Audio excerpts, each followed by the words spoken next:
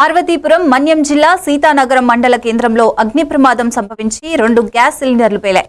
పంచాయతీ కార్యాలయం ఎదురుగా ఉన్న రేకుల షెడ్డు, పెంకుటింటిలో నివసిస్తున్న కుటుంబాల జీవనోపాధి దెబ్బతింది. అదృష్టవశాత్తు ప్రాణ నష్టం జరగలేదు. పెట్రోల్ అంటుకోవడంతో మంటలు విస్తరించాయని అధికారులు తెలిపారు. ఆస్తి నష్టం అంచనా వేయడం జరుగుతోంది.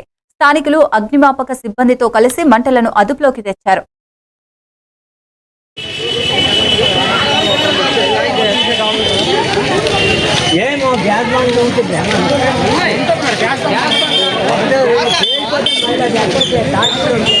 पेट्रोल